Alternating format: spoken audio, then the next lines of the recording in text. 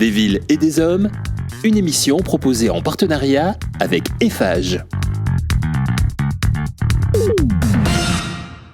Bonjour à toutes et à tous, ravi de vous retrouver aujourd'hui pour cette nouvelle émission des villes et des hommes consacrée aujourd'hui à l'innovation. Alors rassurez-vous, nous sommes bien dans une émission consacrée au développement durable dans le BTP et loin de moi l'idée selon laquelle toute question écologique trouverait sa solution dans la technologie. Nous ne faisons pas de technologisme ici. En revanche, tout au long de nos émissions, nous avons vu que l'innovation peut aussi apporter sa pierre à une société durable. L'urgence climatique et l'érosion du vivant nous obligent à repenser l'ensemble de nos activités et à mobiliser les méthodes propres à l'innovation. Nous changeons aujourd'hui de paradigme avec des alertes environnementales prégnantes, des finalités différentes et des innovations d'usage importantes. Pour parler de ces nouvelles formes d'innovation, pour savoir quels acteurs sont impliqués, quelles sont les opportunités, les freins, j'ai le plaisir d'accueillir sur le plateau Thomas Leduron, fondateur et CEO d'Impulse Partners. Bonjour Valérie. Bonjour Thomas. Et puis Christian Clergue, qui est le directeur département innovation représentation matériaux d'Eiffage Génie Civil. Bonjour Christian. Bonjour tous les deux. Alors, première partie, l'innovation en laboratoire, indispensable ou anachronique ? Des villes et des hommes, le débat, première partie. Messieurs, avant toute chose, il faut rappeler que si en 2020, plus de 10 000 brevets ont été déposés à l'Institut national de la propriété intellectuelle, innover implique toujours un risque et il faut l'accepter. L'idée initiale peut être géniale, il y a toujours un risque qu'elle n'aboutisse pas. Thomas, par quelles étapes faut-il passer pour qu'une innovation aboutisse et surtout trouve son marché ? Alors l'innovation, elle est vivante. D'abord, elle commence par une idée. Ensuite, elle devient seulement une invention quand elle présente un caractère nouveau qui est réellement inventif et qui donne lieu, par exemple, à un dépôt de brevet. Ensuite, elle se transforme en preuve de concept, c'est-à-dire qu'elle doit devenir un prototype qu'on va tester sur une application industrielle, et c'est alors seulement qu'elle atteint sa maturité parce qu'elle est testée en conditions réelles et représentatives. C'est alors qu'elle doit s'adapter pour être adoptée, se transformer pour conduire aux besoins du marché, ou bien mourir pour laisser sa place à d'autres innovations émergentes. Alors, quand on parle d'innovation, on imagine un peu dans l'inconscient collectif, si vous voulez, une personne en blouse blanche, l'air très sérieux, habité de sa propre discipline. Bon, voilà, cet imaginaire ne renvoie qu'à une seule forme d'innovation, Christian. Ça existe, mais il n'y a pas que ça. Non, il n'y a pas que ça, effectivement. Il y a cette fameuse innovation qui est de rupture, où on voit notre homme en blouse blanche, mais c'est aussi avant tout de l'incrémental. L'incrémental qui est très intéressant, puisqu'en fait, c'est une évolution de process, c'est une évolution de la vie de l'entreprise. Et ça, ce sont les innovations qui apportent beaucoup de valeur ajoutée. Elles sont souvent structurantes et permettent d'améliorer en permanence le travail qui est fait par les équipes. En fait, il faut mener les deux approches. C'est pour ça qu'il faut investir dans la R&D, associer des indicateurs qui permettent d'avoir, à partir de retour d'expérience aussi, de la valeur ajoutée, et donc d'apporter et de renforcer aussi la connaissance des besoins des usagers et d'apporter toute cette nouveauté dont on a besoin pour demain. Dans le respect de l'environnement. Alors, vous avez raison, donc cette méthodologie, elle est primordiale. Distinguer les types d'innovation et les étapes de cette innovation. Le BTP dans ce domaine, comment se positionne-t-il ? Est-il vraiment innovant ou un petit peu suiveur ? Le BTP peut difficilement être comparé à des entreprises qui ont révolutionné de manière de faire comme les GAFAM. Quand on pense innovation, aujourd'hui on pense systématiquement au numérique, au digital. En fait, quand on y pense bien, l'industrie de la construction et du génie civil a évolué énormément dans les années 1920-1960, a été très très fort d'ailleurs, et c'est ce qui nous a permis d'avoir toutes ces grandes innovations de construction comme la précontrainte, les ponts à haubans, etc. Oui, dans l'Europe de la reconstruction notamment. Tout à fait. Alors, Thomas, le secteur de la construction se retrouve aujourd'hui embarqué dans ce qu'on appelle la 4e révolution industrielle. Est-ce que vous pouvez nous en dire un petit peu plus ? Oui, c'est la révolution qui a été théorisée par le prix Nobel Stiglitz, qui repose sur la prédominance des données, de la data, et une économie qui est entièrement guidée par les données. Donc là, à titre d'exemple, ce sont les objets connectés, la modélisation du BIM, les capteurs en tout genre dans les bâtiments ou ailleurs pour améliorer la sécurité, la productivité, le confort, les économies d'énergie sont des bons exemples de cette prédominance des données. Alors, vous avez vous-même travaillé, Thomas, plusieurs années dans l'industrie de la construction et vous me disiez que vous estimez qu'elle fait face à des mutations fondamentales, des mutations technologiques que vous venez d'évoquer, mais aussi d'autres qui concernent les usages qui ont déjà été mentionnés par Christian et puis bien évidemment la prédominance croissante de l'innocuité environnementale, voire même du bénéfice environnemental. Qu'est-ce que vous pouvez nous en dire ? Alors, ces 3 mutations sont vraiment très fortes sur le secteur de la construction. Donc, on a parlé de la maquette numérique, les smartphones, on pourrait citer aussi les véhicules autonomes. Donc ça, c'est vraiment les mutations technologiques dont on entend parler. Les mutations dans les usages, c'est tout ce qui est autour des outils collaboratifs, de l'économie du partage. Quand on pense Airbnb ou Uber, par exemple, c'est vraiment ça. L'économie de la fonctionnalité aussi. Tout à fait. Et puis la désintermédiation, c'est-à-dire la capacité, toutes les places de marché qui sont en train d'apparaître et la prédominance de l'Internet. Et enfin, donc, les mutations environnementales et sociétales, qui sont ce qu'on appelle la construction durable, l'économie circulaire, la performance énergétique, le coût global, et qu'on travaille depuis une quinzaine d'années, depuis le Grenelle de l'environnement, et jusqu'à aujourd'hui, qui s'incarne vraiment dans le focus au niveau du carbone. Et tous les acteurs historiques se posent naturellement la question de savoir comment ils vont être impactés par ces mutations et comment les anticiper. Et la difficulté, c'est qu'en fait, la très forte fragmentation de l'industrie de la construction complique considérablement cette analyse. Alors, Christian, Thomas y a fait référence. L'éventail des types d'innovation est large. Les laboratoires en entreprise de BTP, est-ce que vous pouvez nous en dire plus ? Ça existe encore ? Oui, ça existe encore, heureusement. Le laboratoire, en fait, dans l'entreprise, fait toujours une innovation pragmatique. Il pilote aussi tout ce qui va être la recherche fondamentale, dans laquelle on va s'appuyer sur des compétences universitaires, voire de laboratoires spécialisés, avec tous les... En fait, cet environnement d'innovation, cet écosystème, c'est le mot que je cherchais. Chez Eiffage, dans les laboratoires d'infrastructure que nous avons, nous pilotons ces recherches fondamentales, nous finançons des thèses et des doctorats dans des domaines qui sont très très larges. Alors, bien sûr, on parle aujourd'hui des bétons, parce qu'on parle béton aujourd'hui de demain, biosourcé, pas biosourcé, tous en tout cas avec une volonté de travailler sur une réduction de l'impact carbone. C'est les fabrications d'enrobés à partir de matériaux biosourcés, comme des éléments de coquilles de fruits de mer. Et c'est aussi toute la notion de développement d'outils numériques, les méthodologies de suivi d'évolution des structures. Et ça, c'est très intéressant sur les capteurs. Bon, on en a sur les patrimoines routiers, on en a aussi dans d'autres domaines. Et c'est une grande évolution aussi pour pouvoir travailler sur ce qui va être l'entretien préventif. Alors, je signale juste aux auditeurs que s'ils souhaitent en savoir plus sur la fabrication d'enrobés à partir de matériaux biosourcés, avec l'exemple donné par Christian sur le recyclage des coquilles de fruits de mer, eh bien, on avait une émission qui s'appelait La Route du futur, qui a déroulé tout ce panel d'innovations inspirées du vivant qui sont extrêmement intéressantes et effectivement très bas carbone. Alors, les innovations issues de la R&D, évidemment, elles n'ont pas d'intérêt en soi si on ne les expérimente pas, si on ne les met pas en situation. C'est donc bien là l'intérêt de partenariat, comme vous le disiez, entre entreprises et établissements d'enseignement supérieur ou clusters de recherche. Ça, c'est essentiel. En fait, le message, c'est on n'innove pas tout seul dans son coin. On ne peut pas innover seul dans son coin. Après, il y a une problématique de temporalité. L'entreprise a une temporalité courte, donc il faut absolument arriver à sortir des produits qui vont être applicables très rapidement, parce qu'on a des besoins de marché, on a des besoins de répondre à des projets, à des clients qui sont tout le temps à la recherche. Ceci dit, même si le temps de recherche fondamentale est relativement long, et c'est ce qui touche l'universitaire, on connaît tous des projets qui ont mis au moins 10 ans pour sortir, pour être appliqués.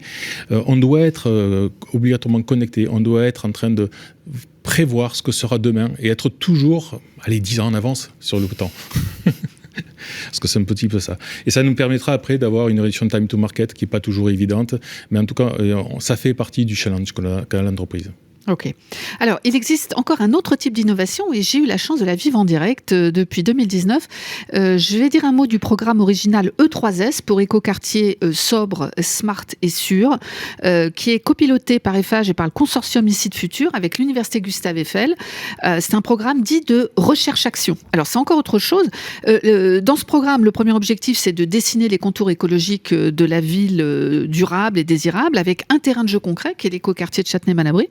Donc pour l'université, l'intérêt majeur, c'est de confronter les étudiants et les enseignants de plusieurs disciplines totalement complémentaires autour de la ville durable, que ce soit des ingénieurs matériaux, que ce soit des architectes, des urbanistes, des juristes de l'immobilier, mais aussi des représentants de disciplines peut-être un peu plus éloignées du monde de l'entreprise, mais dont on a pourtant bien besoin, comme la sociologie par exemple, ou bien des spécialistes du bien-être, le bien-être en ville. Donc c'est très stimulant pour les parties prenantes universitaires, mais c'est très rafraîchissant aussi pour l'entreprise qui sort de sa zone de confort habituelle. Et je vous propose d'ailleurs d'écouter une des actrices éminentes de la Fondation de l'Université Gustave Eiffel, c'est Madame Hélène Jacot-Guimbal, qui était jusqu'à peu directrice générale de l'IFSTAR. Hélène Jacot, bonjour. Bonjour. Pourriez-vous rappeler les objectifs qui ont justifié la création de la toute nouvelle Université Gustave Eiffel, qui fusionne des acteurs très divers, universités, grandes écoles, centres de recherche? Tout à fait, avec plaisir. Je vais vous raconter l'histoire vue plutôt d'un institut de recherche et pas des 5 autres établissements concernés, parce que là-ci, c'est difficile de résumer.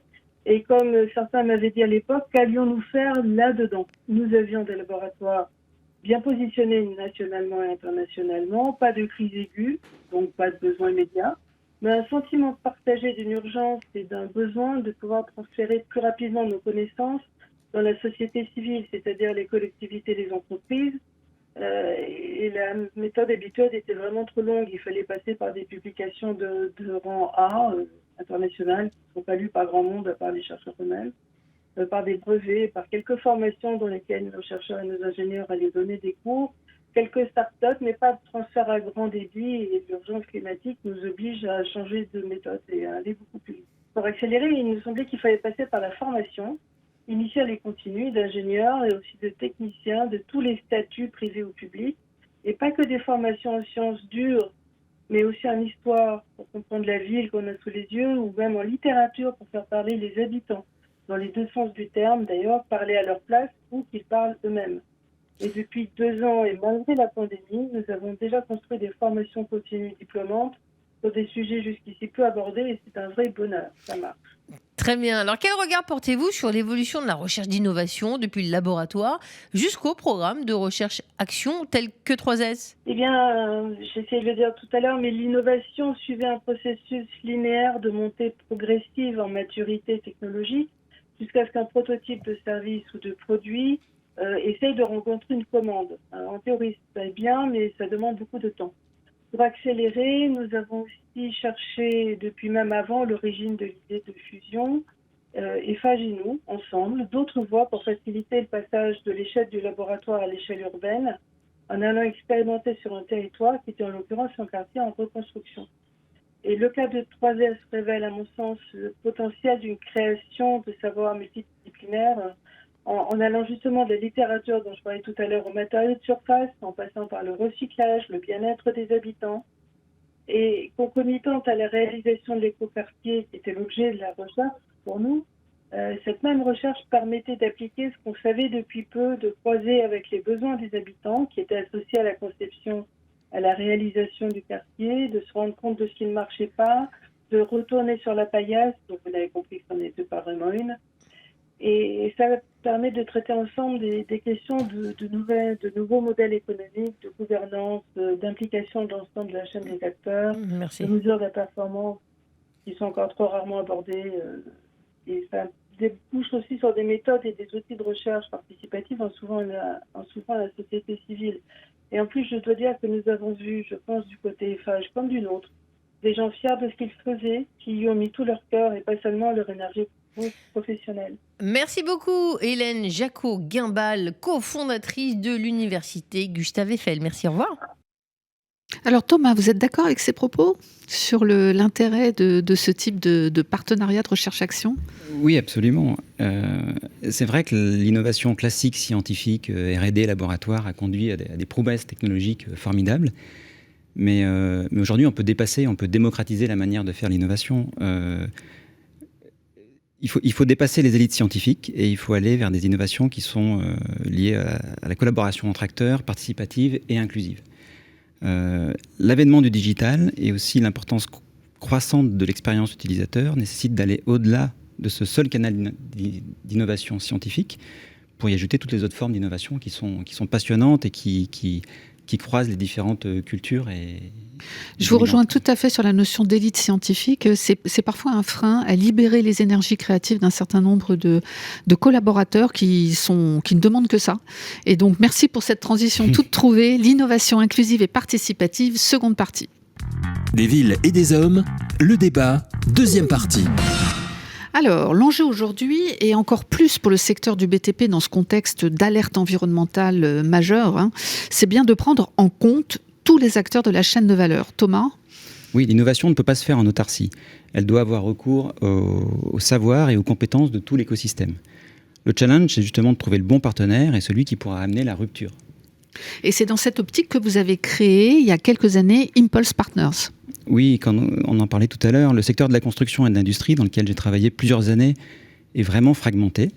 Et la vocation d'Impulse Partners, c'est d'aider ce secteur à opérer sa mue. On parlait des différentes mutations en cours. Ça passe nécessairement par une approche à 360 degrés, de l'amont à l'aval de la chaîne de valeur, avec un focus sur les usages et l'analyse des signaux faibles que sont les startups émergentes. Très bien. Alors, Christian, Thomas parle de fragmentation dans les métiers du BTP. Quid de l'innovation de terrain qui naît de l'expérience pratique des compagnons qui sont parfois sur le chantier depuis une vingtaine d'années et qui ont en eux tout un tas d'idées pour améliorer techniquement l'exercice de leur métier. Oui, comme disait Thomas, c'est vrai que la difficulté qu'on a, c'est que historiquement, dans le BTP, pareil, on est siloté, on est avec un système un peu hiérarchique même, qui pose problème. Et donc, chacun a beaucoup de mal à raconter son histoire, à raconter ce qu'il vit. FH, ce sont 12 000 collaborateurs, ce sont 12 000 puissances d'innovation en permanence. Et l'intérêt, c'est d'être capable de redonner la capacité à parler à ces gens-là en leur disant « on vous écoute, on vous entend et on est capable de produire vos idées ». Et ça, c'est assez intéressant. Le collaborateur a un gros potentiel innovateur aujourd'hui et c'est ce qu'on a développé chez FH avec cette innovation inclusive à travers la Startbox par exemple. La Startbox, oui. La Startbox, excusez-moi, qui est un dispositif numérique mais ludique ouvert à l'ensemble des salariés et qui permet de mobiliser l'ensemble du corps social, donner la parole à ceux qui par défaut estiment qu'ils ne l'ont pas ou qui n'en ont pas le droit ou éventuellement qui n'en ont pas la représentativité. Et c'est ça aussi la nouveauté. Ou qui s'auto-censurent parce qu'ils ont l'impression qu'ils ne sont pas légitimes à parler d'innovation. C'est cela. Alors, je crois que c'est un gros succès, cette Startbox qui existe depuis 2018. Plus de 20 campagnes ont été lancées depuis l'origine, y compris en langue étrangère. Vous pouvez nous en parler ? Oui, Valérie, effectivement, plus d'une vingtaine de campagnes, pardon. Et la campagne est dédiée à l'innovation bas carbone, par exemple, est un vrai succès, puisque plus de 500 réponses. Je crois que c'est à peu près d'ailleurs le taux moyen de ce qu'on constate sur les autres. 500 idées par campagne, voilà. Mais c'est énorme. C'est assez important. Et c'est vrai que ça ne touche pas que la France, c'est la France, la Belgique, la Pologne et le Sénégal. Le Sénégal qui a lui seul apporté plus de 80 propositions. Et on a mis en place un système assez original, puisque avec des interprètes français, wolof, pour permettre à l'ensemble des collaborateurs de porter leur parole. Oui, ça c'est vraiment très important, parce que si on veut inclure les gens, il faut quand même leur donner tous les moyens de participer. Et je crois même savoir qu'on a poussé, on va dire, le souci de démocratisation jusqu'à permettre aux gens de prendre un pseudo. Notamment ceux qui ont l'impression qu'ils s'expriment mal en français ou qu'on va peut-être se moquer de la façon dont ils expriment leur idée. Et bien avec un pseudo, on se sent un petit peu plus libéré de la crainte d'être jugé et c'est un outil très démocratique qui fonctionne très bien. Alors Thomas, au-delà des forces vives de l'entreprise, est-ce que vous considérez qu'un cadre doit quand même venir structurer, accompagner l'innovation ? Oui, et déjà, les acteurs du secteur l'ont bien compris. Aujourd'hui, ils sont tous en train d'encourager et de structurer ce qu'on appelle l'open innovation, c'est-à-dire les relations avec les startups, les collaborations, ou voire la capacité d'investir dans ces startups. Mais au-delà de ce seul fournisseur de startups, il y a aussi les clients eux-mêmes, dont les exigences sont de plus en plus fortes, notamment sur la thématique environnementale. Les clients publics comme privés imposent une nouvelle donne en matière d'objectifs environnementaux, ce qui impose au secteur de se transformer, et ça va encore s'accélérer avec l'arrivée de la taxonomie européenne. Alors, il y a deux façons de voir les choses. C'est-à-dire que nous, ça fait quand même très longtemps qu'on attend d'avoir des clients qui nous mettent dans les documents de consultation des entreprises des notes environnementales bien pondérées, au-dessus des 5% habituels. Donc, on est très content de cette situation. Et puis, quant à la taxonomie, on en reparlera dans notre troisième partie. C'est un élément absolument fondamental, vous avez raison. Alors, je souhaitais évoquer justement un appel d'offres sur lequel d'ailleurs j'ai été amenée à travailler avec mon équipe et qui m'a ravie parce que le niveau d'ambition du point de vue environnemental était tout à fait exceptionnel. Il s'agit du contrat du marché d'éclairage public de la ville de Paris remporté par Citélum et FH en 2021 et je vous propose d'écouter Juliette Antoine Simon qui est l'actuelle présidente de Cielis, la société née de cet appel d'offres remporté. Juliette Antoine Simon, bonjour. Alors même que le sujet de l'éclairage est maîtrisé depuis des années, la ville de Paris a été très ambitieuse et innovante par l'ampleur des critères environnementaux. Tram noir, économie circulaire, innovation sanitaire. Qu'en pensez-vous ? Alors oui, ambitieuse et innovante en effet. Je reprendrai les exemples que vous citez. Tram noir, ce sont des corridors dans la ville où l'éclairage est diminué, voire éteint dans certains cas, pour favoriser la biodiversité. Donc la ville est vraiment ambitieuse sur ce sujet, notamment parce qu'elle va chercher à mesurer l'impact sur la biodiversité des mesures qu'elle va nous demander de mettre en place. Donc ce sera très intéressant de mesurer ça dans quelques années. Alors économie circulaire, là aussi grosse ambition, ne pas systématiquement jeter, même s'ils sont valorisés, les matériels qui sont abîmés, accidentés, mais plutôt les réutiliser, les remettre dans le circuit en les réparant. C'est un grand projet que nous mettons en place avec la ville. Il faut mettre en place les filières qui n'existent pas forcément. Donc c'est un projet de plus long terme, mais également très ambitieux.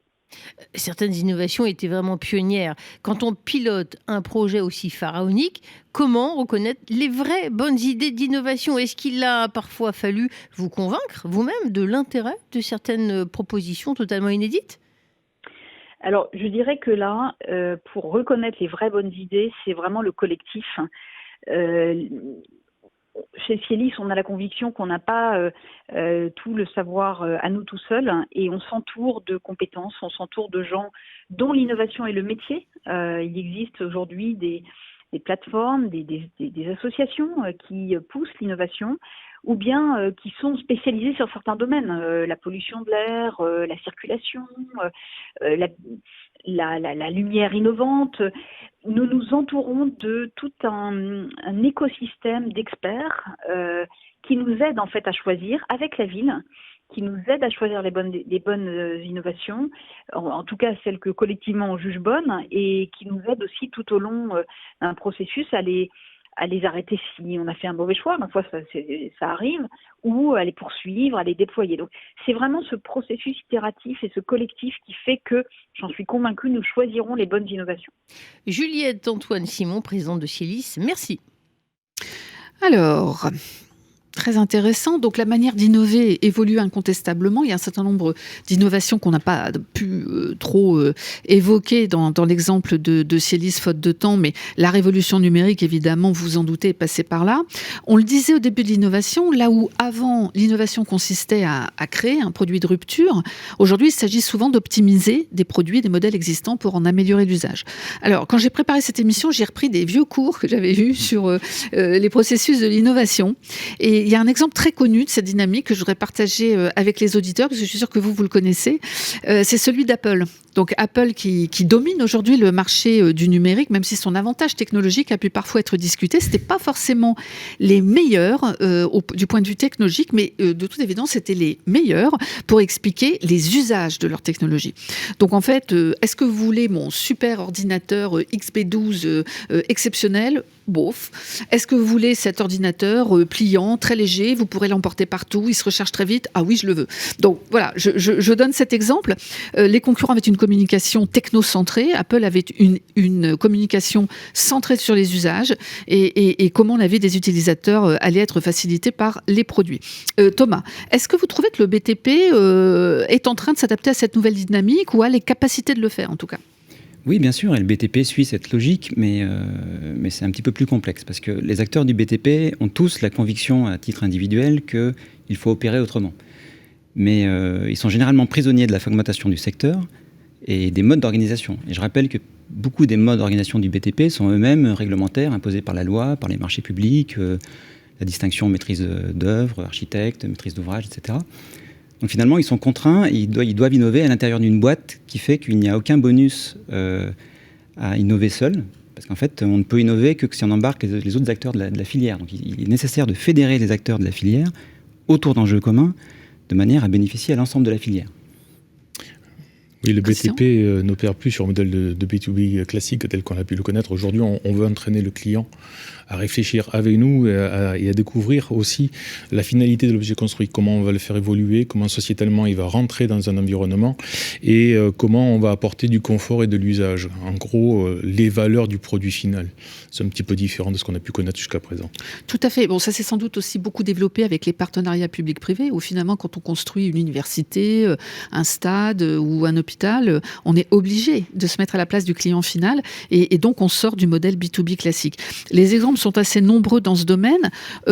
Alors, j'ai envie de m'amuser un petit peu, Christian. Donnez-moi votre top 3 des meilleures innovations d'usage.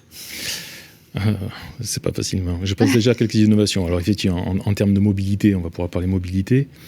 Par exemple, le BHNS, le bus à haut niveau de service 100% électrique, qui a cette capacité de s'auto-recharger grâce à des sous-stations électriques qui sont posées le long de sa voie, a été installé, je crois, dans les années 2019 à Nantes grâce à Énergie Système. Mais je pense aussi à APRR, avec les nouvelles offres de mobilité qui sont vraiment très bien orientées vers les usagers des autoroutes, avec le Mango Mobilité, qui regroupe le télépéage, le covoiturage. Et en fait, tout est bien adapté à l'usager, en fait. Et les nouveautés aussi, c'est la Kiwi Pass qui est mise en place, qui autorisera le paiement aux bornes de recharge électrique, aussi bien en France qu'en termes ça, d'Europe. C'est énorme. Donc, vous confirmez, avec une carte comme ça, on se met à la place du propriétaire d'un véhicule électrique et on regarde la grande carte européenne et on se dit, avec cette carte, vous pourrez vous recharger non seulement sur notre réseau, mais aussi sur des réseaux européens partenaires. Tout à fait, c'est essentiel de toute façon si on veut une démocratisation, qu'on voit très rapide d'ailleurs au niveau de l'installation de véhicules électriques ou hybrides aujourd'hui. Alors il y a aussi, après vous parliez tout à l'heure, la note environnementale supérieure à 5%, et j'ai envie de dire qu'aujourd'hui les grands appels d'offres sur les projets d'infrastructure sont de plus en plus en conception-réalisation, et justement cette note est de plus en plus regardée. Pourquoi ? Parce qu'on recherche aujourd'hui d'apporter du confort, de commencer à réfléchir à ce que deviendra l'ouvrage réalisé dans l'environnement dans lequel il se situe et comment il va participer à l'évolution de la vie autour de ça. Là aussi, encore une notion de sociétale très intéressante.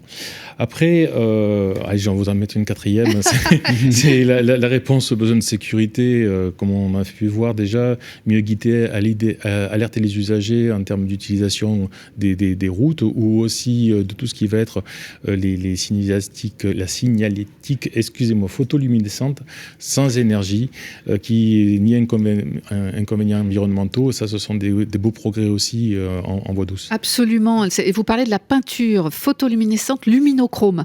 Je me souviens que, donc, conçue avec la start-up Polychrome et Fageroute, et en fait, on l'avait évoqué dans notre émission La route du futur dont je parlais tout à l'heure. Donc, merci Christian. Alors oui, l'usage est primordial et parfois extrêmement concret, presque prosaïque, mais il n'y a pas de mal à ça. Thomas, vous êtes d'accord ? Oui, puis la vraie valeur de l'usage, c'est d'être capable de dimensionner au plus juste les structures ou les ouvrages à la bonne échelle. Donc, dans un contexte qui est tendu en ressources, la maîtrise des usages permet d'adapter et de dimensionner les ouvrages de manière optimale. Pour donner un exemple, plutôt que de rajouter une voie de circulation en plus qui consommerait énormément de ressources, on va ajouter de l'intelligence qui va permettre d'ajuster le sens de la circulation à la demande. Et donc, ça permet à iso-ressources, finalement, de servir l'usage. On intensifie l'usage grâce à l'intelligence artificielle. Oui, et souvent, pas forcément artificielle déjà, mais juste grâce à un petit peu d'intelligence. Et souvent, l'usage est très sous-optimisé. Enfin, vous savez, on regarde n'importe quelle voie du périph' et on voit qu'il y en a toujours 60% de la surface qui ne sert à rien. Donc, de fait, cette intelligence fait migrer la valeur de l'investissement vers l'exploitation. Et donc, c'est l'intelligence de l'exploitant qui va permettre d'optimiser l'usage et de réaliser sa fonction au plus juste. Donc c'est vraiment le cas de l'économie de la fonctionnalité. Souvenez-vous, ça faisait bien sourire il y a encore quelques années, où on était tous attachés à la propriété privée, etc. Surtout en France. Sans doute, et encore plus aujourd'hui, après la pandémie, on est prêt à louer des choses. On va louer un service d'usage, on n'est plus propriétaire pour le service auquel est associé l'usage. Alors, mais si on le voit, l'innovation nous rappelle donc l'importance d'être vraiment à l'écoute de la société à laquelle les innovations sont destinées. Pour autant, il faut sans doute être un peu vigilant par rapport à la course à l'innovation et il y a peut-être des dérives qui existent, ce qu'on appelle nous les vraies fausses innovations ou aussi la start-up mania incontrôlée. Il y a eu aussi des dérives avec des recherches d'aubaine fiscale, comme on a pu parfois le voir dans certaines créations de start-up. Il faut dire qu'il y a beaucoup d'argent qui cherche à être investi et que finalement, les levées de fonds à la bourse nous ont parfois montré que c'était pas si difficile de lever quelques millions d'euros. Qu'est-ce que vous en pensez, Thomas ? Déjà, récemment, le meilleur exemple dans l'actualité, c'est dans le secteur de la construction, c'est la faillite de Catera. Donc, souvenez-vous, Catera, c'est cette start-up américaine qui promettait de révolutionner la construction à la mode Ikea. Ils ont levé plus d'1 milliard de dollars. Et clairement, ils avaient sous-estimé les contraintes du secteur de la construction. Ils ont eu plusieurs problèmes, mais par exemple, ils faisaient des charpentes préfabriquées qui, en les déplacements d'une région à une autre, on se rendait compte qu'ils avaient des tas de problèmes d'humidité et de variation d'humidité. Donc voilà, c'est de l'argent qui est parti par les fenêtres. Deuxième constat, c'est que cet afflux d'argent et les nouvelles formes d'innovation peuvent soulever de nombreuses questions, notamment sur la répartition aussi de qui contribue à l'innovation. Et donc, ça lève des questions sur la rémunération de l'innovation, sur la compatibilité des modèles de développement et aussi au mode de collaboration avec des startups. Tout à fait. Alors, l'innovation est fréquemment le résultat d'une collaboration entre des entreprises bien implantées et puis des startups. Est-ce que la différence de taille, la différence d'échelle peut poser problème, que ce soit en termes de budget, de ressources, de délai? Comment vous réglez ça chez Impulse Partners, puisque vous hébergez et vous aidez les startups à mûrir? On est clairement avec deux mondes qui sont sur deux extrêmes différents, donc il faut concilier les deux en permanence. Donc il y a effectivement un différentiel d'échelle de temps déjà entre une start-up qui a besoin d'aller vite et une entreprise qui a une forme d'inertie et qui a aussi besoin de construire son histoire au fil de l'eau. Il y a toujours une forte immaturité juridique et financière côté start-up, voire une précarité. Et à l'inverse, il y a généralement une rigidité et une inertie côté grande entreprise. Donc il faut vraiment se poser la question lors d'une collaboration ou d'un partenariat de la bonne échelle, l'échelle adaptée. Il ne s'agit pas de dire on va faire tous nos immeubles à partir de maintenant avec telle ou telle techno, parce que sans doute que la solution ne le permet pas. Il y a des vraies questions à se poser sur la propriété intellectuelle et aussi généralement les acteurs historiques aiment avoir des exclusivités et c'est quand même des choses qu'il faut oublier quand on parle avec des startups parce que c'est pas le modèle. Et enfin, on est souvent sur des marchés publics et des marchés en concurrence. Et donc, la situation d'un fournisseur captif peut être gênante pour le secteur. Et donc, il faut vraiment trouver des solutions pour permettre travailler avec une start-up qui souvent n'a pas de concurrence établie et qui pourtant doit être expérimentée sur le terrain. Très bien. Christian, vous vous retrouvez dans ce propos ?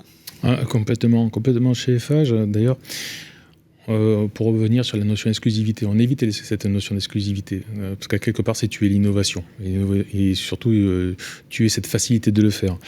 Et en même temps, aujourd'hui, ce que l'on fait pour rassurer les startups, nous travaillons sur la mise en place de contrats, avec des contrats de partenariat non engageants, de telle manière à dire à chacun, on pourra sortir assez rapidement de la réflexion mutuelle.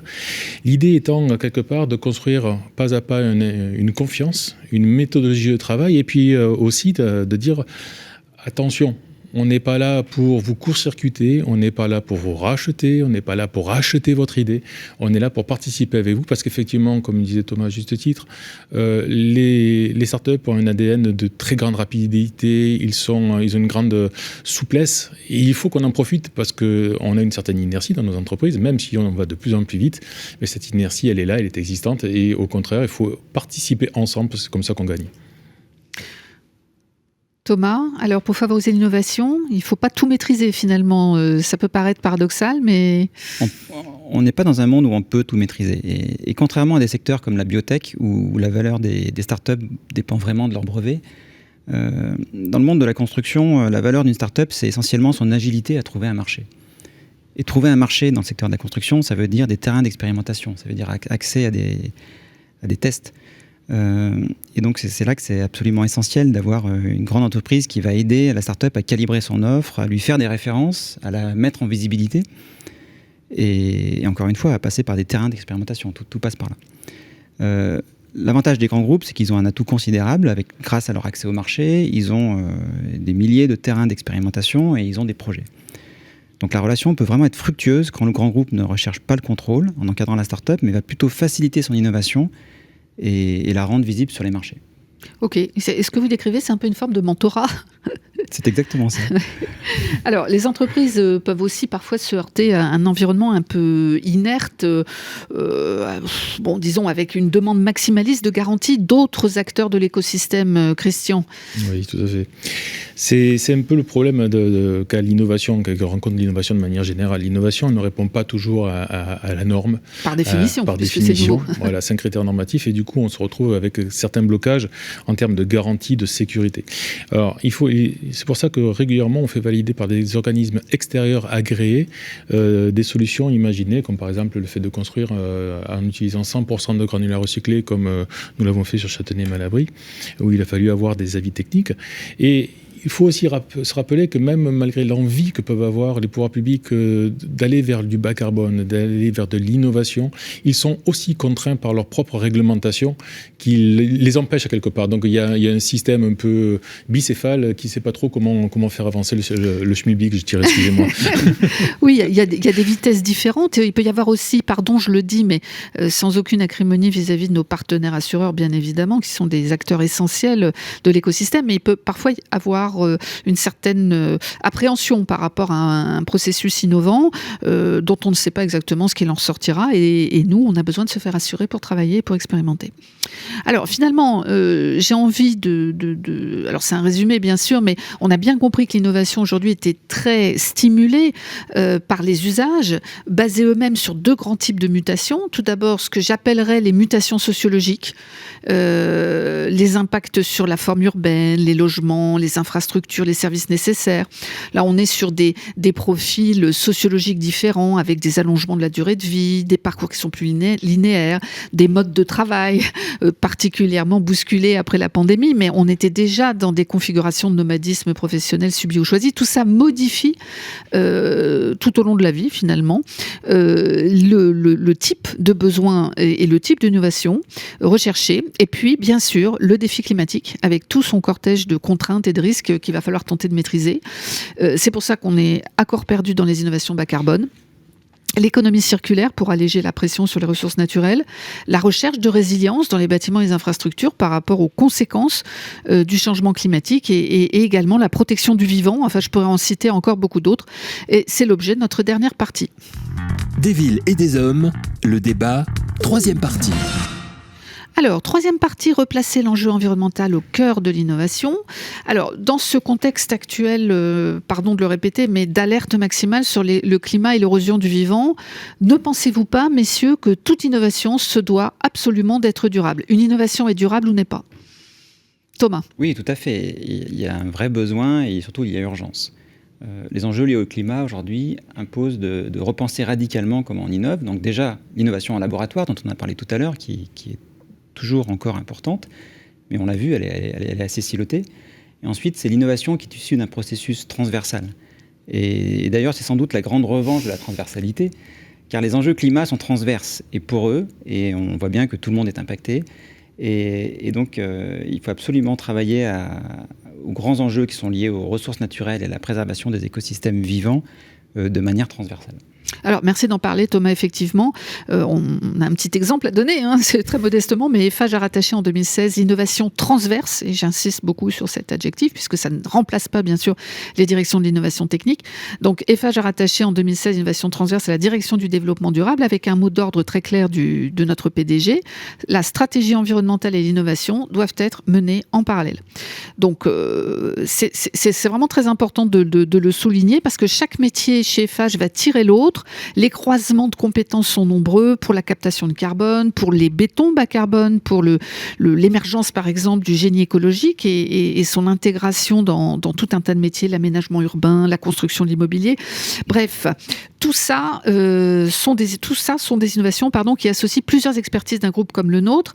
Alors Thomas, est-ce que la concertation finalement devient le nerf de la guerre quand on doit finalement être le chef d'orchestre de plusieurs acteurs musiciens qui ont chacun leur discipline. Est-ce que finalement, aujourd'hui, l'innovation, ça ne veut pas dire coopérer plutôt que d'être concurrent, ce qui est une révolution en soi déjà? Oui, face à l'enjeu, il y a un effort volontariste des acteurs leaders sur la chaîne de valeur pour dépasser leurs éventuelles différences et travailler ensemble. On l'a vu tout à l'heure, seules les solutions concertées sont réellement efficaces et viables. D'autant plus que quand une innovation émerge, on n'identifie pas toujours les maillons de la chaîne de valeur qui seront impactés. On peut donner qu'à titre d'exemple, une innovation qui serait sur des outils digitaux de simulation. Ils vont faciliter les étapes de conception, certes, mais surtout, ils vont impacter et disrupter la manière dont la prescription des matériaux est faite ensuite. Donc on voit que tout est lié, et donc il faut impérativement travailler de manière concertée. L'exemple qu'on peut citer, c'est le club industriel bas carbone Sequoia, donc créé par Eiffage et Impulse Partners. Ce club rassemble les acteurs de la construction autour d'une conviction: la décarbonation de l'économie est un impératif vital, et c'est seulement ensemble que les solutions seront trouvées et expérimentées. Tout à fait. Je vous remercie d'avoir cité d'ailleurs les achats. Enfin, vous n'avez pas dit le mot achat, mais vous avez décrit un processus qui implique totalement les achats. Et c'est vrai qu'ils sont eux aussi acteurs de l'innovation bas carbone en repérant chez leurs fournisseurs des innovations attractives. Si les auditeurs sont intéressés par ce sujet, nous avions, il y a quelques semaines, quelques mois maintenant, diffusé une émission sur les achats durables. Alors, l'effort volontariste que vous décriviez, Thomas, dans la création de Sequoia, eh bien, il est transcrit dans la charte. Et je ne résiste pas à l'envie de vous en citer trois phrases que je réécrirai d'ailleurs exactement de la même manière aujourd'hui et dans lesquelles, en tout cas, je crois fermement. Alors, tout d'abord, les principes clés de Sequoia, c'est collaborer entre acteurs économiques complémentaires qui partagent les mêmes objectifs vers une économie bas carbone. Ensuite, c'est, et vous l'avez dit, accélérer significativement l'émergence et la mise en œuvre de solutions bas carbone pour la ville et les infrastructures durables, donc pour des usages d'ores et déjà identifiés. Et puis, s'ouvrir à la créativité, s'ouvrir aux innovations bas carbone portées par des acteurs de toute taille, start-up, PME, autres entreprises, afin de mettre rapidement en œuvre un arsenal, on parle bien de guerre contre le défi climatique, donc un arsenal de solutions bas carbone. Donc il est donc clair que de nouveaux acteurs fédérateurs, parfois avec des statuts un peu nouveaux, hybrides, issus de fusions diverses, viennent s'ajouter au paysage existant, mais il ne faut pas en avoir peur, puisque ça dynamise l'écosystème. Alors on a un exemple frappant que j'ai envie de partager avec les auditeurs, du passage d'une idée intéressante à une application. Alors là, révolutionnaire du point de vue carbone, grâce à la construction de partenariats, c'est la captation de carbone en sortie de fours industriels. Christian, est-ce que vous pouvez nous en parler ? Je vais en parler rapidement. Cette captation, ça c'est sur nos fours à chaud, sur Eiffage Infrastructure, où on a cette capacité à récupérer effectivement le carbone, le capter, éviter qu'il s'échappe. Et puis l'autre idée, ça a été ce qu'on a fait sur Châtenay-Malabry, le fait de dire, et ce carbone, qu'est-ce qu'on en fait maintenant ? Et est-ce que si on en prenait une partie, parce que malheureusement la partie ne permet pas de consommer la totalité de la captation, mais est-ce que cette partie-là, on peut la réintroduire dans le matériau béton historique et ancien, et pour de telle manière à venir capter, fixer une partie de CO2 et à redonner des matériaux réutilisables. Et c'est ce que nous avons fait sur Châtenay-Malabry, sachant que derrière, on a fait le pari de fabriquer tous nos bétons à partir de granulats recyclés à hauteur de 30%, mais en plus de faire tout un quartier à hauteur de 100% de matériaux recyclés. Ceci n'était pas carbonaté. Une autre partie utilisant la recarbonatation du CO2 étant utilisée pour faire quelques éléments sous-couche de voirie, voire éléments même béton de démonstration. Et là c'est quand même formidable parce que vous utilisez 100%. Donc, in situ, vous allez utiliser 100% des granulats issus des bétons déconstruits de l'école centrale. C'est ça, et ça représente un avantage. C'est 60 000 tonnes de matériaux non extraits. 60 000 mètres cubes, excusez-moi, de matériaux non extraits, c'est bien c'est encore déjà plus. Beaucoup, de toute façon. C'est 6 000 camions en moins, c'est à peu près 260 tonnes de CO2 préservés uniquement en réutilisant des matériaux sur place. Très bien. Alors, cet exemple est révélateur de l'enjeu crucial de la captation de CO2. Encore une fois, on ne fait pas de technologisme BA ici, mais quand même, actuellement, mais aussi dans la décennie qui vient, c'est sans doute un sujet en pleine expansion pour des acteurs comme le nôtre. Alors, je voudrais quand même redire un mot, parce que c'est un peu mon chouchou, je vous prie de m'en excuser, mais je voudrais quand même redire un mot de la captation de carbone, parce que, comme vous le savez, le calcaire, quand il est calciné, eh bien, ça émet du CO2, c'est une réaction chimique totalement normale, et donc les industries de la chaux en France sont soumises aux quotas européens d'émissions, qu'elles consomment pour la plupart d'ailleurs à plus de 90%. Et donc, avec le système de quotas européens qui a été modifié en 2021, avec moins de quotas alloués, c'est normal, il y a une incitation forte à améliorer le processus. Et une fois que le processus a été amélioré du point de vue de l'investissement matériel et qu'on peut plus aller beaucoup plus loin avec un matériel performant, eh ben, il reste plus que la captation. Et ça, c'est assez extraordinaire parce que ça ouvre non seulement un champ des possibles pour l'industrie en question, mais ça ouvre aussi de nouvelles prestations à vendre, à proposer à des clients industriels. Donc, nous avons travaillé avec une start-up qui s'appelle Refco, qui est bénéficiaire d'un brevet de cryogénie, donc qui permet de capter le carbone en le transformant en flocons, et qui peut être réutilisé dans l'industrie agroalimentaire, sous serre, ou encore d'autres usages, comme la recarbonatation des bétons dont vous parliez. Alors, pour en parler, nous avons Xavier Frédéric, donc ingénieur, directeur de la stratégie du développement de la filiale Messi Eiffage Énergie Système. Xavier Frédéric, bonjour. Bonjour. Vous êtes à l'origine d'une innovation remarquable liée à la captation de carbone en sortie de process industriel en lien avec la start-up Refco. Pourriez-vous nous dire en quoi cette expérimentation, aujourd'hui de taille très modeste, est de nature à changer le business model des industries du groupe Eiffage ? Oui, alors tout d'abord, la genèse du projet, ce sont les carrières de granulats Bocahu, filiale d'Eiffage Route, située dans le nord de la France, qui produit des tonnes de granulats, mais aussi malheureusement génère quelques tonnes de CO2, 120 000 par an, soit environ un quart des émissions du groupe Eiffage. Et pour que ce soit un peu plus parlant pour vous, le site Bocahu est classé 180e plus gros émetteur direct de CO2 en France, ce qui est pas mal. Ce site est donc soumis au système d'allocation des quotas d'émissions de CO2. À titre indicatif, la taxe sur le CO2 émis était, il y a encore pas très longtemps, à 65 € par tonne de CO2. Aujourd'hui, on est passé à 100 €. Le site Eiffage Route doit donc acheter des droits à émettre de CO2 au-delà de leur quota alloué. Et c'est dans ce contexte que nous avons rejoint un groupe de travail d'Eiffage Route et de la direction du développement durable et de l'innovation transverse afin d'identifier une solution pour la mise en place du premier démonstrateur de captation de CO2 du groupe afin de réduire les émissions du CO2 de site.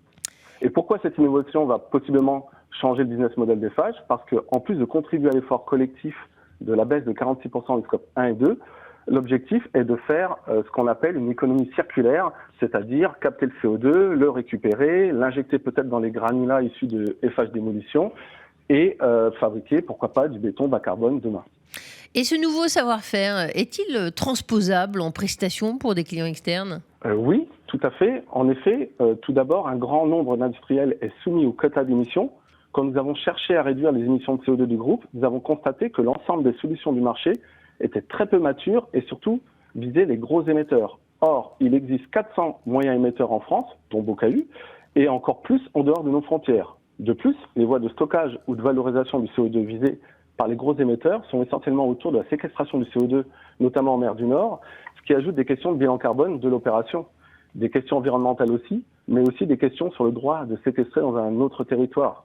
Ainsi, nous sommes convaincus que notre solution permettrait aux moyens ou petits émetteurs de capter leur CO2 et ainsi de participer à l'effort collectif. Mais aussi, nous pensons que le CO2 capté pourrait intéresser les industriels du gaz, ce qui limiterait par exemple le bilan économique et écologique du transport de CO2, en privilégiant une valorisation locale, comme pour l'agroalimentaire, les photosynthèses type ferme maraîchère. Enfin, une autre issue possible serait de transformer ce CO2 en énergie afin de l'autoconsommer en se substituant aux énergies fossiles. Merci Xavier Frédéric. Je rappelle que vous êtes directeur de la stratégie et du développement chez Eiffage Énergie Système Messi. Alors, le message est clair. Le modèle d'affaires des entreprises est totalement impacté par la nécessité de la transition écologique et Xavier Frédéric en est un excellent ambassadeur. J'ajouterais que le contexte actuel européen vient vraiment l'encourager. Alors, nous en avions parlé déjà lors d'une émission précédente. C'est une véritable révolution qui est en train d'avoir lieu dans l'Union européenne et j'ai tendance à dire d'ailleurs la plus grande révolution économique et financière de l'Europe depuis l'entrée en vigueur de l'euro. Cette révolution, elle porte un nom un peu bizarre. Qui ne la flatte pas, c'est la taxonomie européenne. Alors, la taxonomie européenne, c'est pas une taxe. Il s'agit en fait d'un outil de classification des activités économiques européennes selon leur contribution au développement économique durable. Le tout basé sur une définition commune, ça c'est quelque chose qu'on n'avait jamais eu dans les 27 États membres, définition commune de ce qu'est une activité verte, si vous voulez, une activité durable. Donc concrètement, cette taxonomie, elle recense plus de 70 activités économiques qui sont évaluées à l'aune de leur contribution ou de leur impact négatif, bien sûr, à l'aune des 6 objectifs environnementaux. Alors, il n'y a pas que les objectifs climatiques, même si ce sont les 2 premiers, réduction des émissions de gaz à effet de serre et adaptation aux conséquences du dérèglement climatique. On a aussi tout ce qui est préservation de la ressource en eau, eau marine comme eau potable, tout ce qui est lutte contre les pollutions, tout ce qui est économie circulaire et tout ce qui est préservation du vivant. Pourquoi je les cite ? Parce que c'est une définition très large, très systémique du développement durable et très honnêtement, l'objectif vise les financiers. L'objectif, c'est de dérisquer le portefeuille des financiers en les incitant à aller investir dans les entreprises et dans les projets dont l'objet est totalement conforme, aligné avec la taxonomie européenne. Alors, Thomas, selon vous, est-ce que cette grande révolution qui arrive finalement de manière très silencieuse, parce que ça s'est fait pendant le Covid, la société civile, les journalistes, tout le monde était préoccupé par le Covid, on n'a pas beaucoup parlé, alors que ça a été voté à une très très très large majorité au Parlement européen en juin 2020. Donc, est-ce que ça peut redistribuer les cartes en termes de stratégie des entreprises, notamment celles qui sont soumises au reporting extra-financier, donc toutes celles de plus de 250 salariés désormais ? Bah oui, parce que c'est une formidable incitation à innover, justement. Enfin, c'est une bonne conclusion au propos d'aujourd'hui. Cette révolution de la taxonomie, elle s'applique à tous les acteurs. Donc, il y aura une prime réelle pour les acteurs qui auront la capacité de l'intégrer et de l'anticiper et de la transformer en avantage concurrentiel. Très bien. Alors, pardon aux auditeurs pour ce cri du cœur, mais vraiment, moi je tiens à le dire, on a de quoi être fier de cette initiative européenne qui est unique au monde, par son ambition, par une définition vraiment très large du développement durable, et également par cette volonté de faire en sorte que la commande publique, les flux publics et financiers, les projets des entreprises soient entièrement tournés vers une activité durable. Alors, nous arrivons au terme de cette émission et pour une fois, nous n'avons pas dépassé le temps de parole. Alors, le mot de la fin. J'ai envie, messieurs, de vous demander en un mot, ce serait quoi pour vous le mot de la fin d'une émission sur toutes les innovations et inscrites dans une transition écologique prometteuse ? Allez, Christian. J'attaque. Moi, je suis persuadé qu'aujourd'hui, nous sommes dans l'évidence même que d'ici 2025, l'innovation va devoir et va connaître une très vive accélération dans sa partie de décarbonation. Ça va être une obligation. Et dans les 3 années qui viennent, on va avoir des choses extraordinaires qui vont arriver. Je dis bien extraordinaires parce qu'on va vraiment changer les choses. Très bien. Thomas. Alors moi, je souscris à ce que Christian dit, bien sûr. Et je rajouterais, avec le Covid, on a vu que les individus allaient sans doute moins voyager dans le futur. Et moi, je suis convaincu que les matériaux vont moins voyager. Et ça remet l'accent sur ce qu'on a évoqué sur Châtenay-Malabry, par exemple, avec l'école centrale, où il va falloir de plus en plus déconstruire, reconstruire, créer des boucles locales, valoriser localement. Et donc, ça remet la pression sur les acteurs du territoire. Ça impose que les collaborations se fassent non pas au niveau international, mais vraiment au niveau local, entre voisins.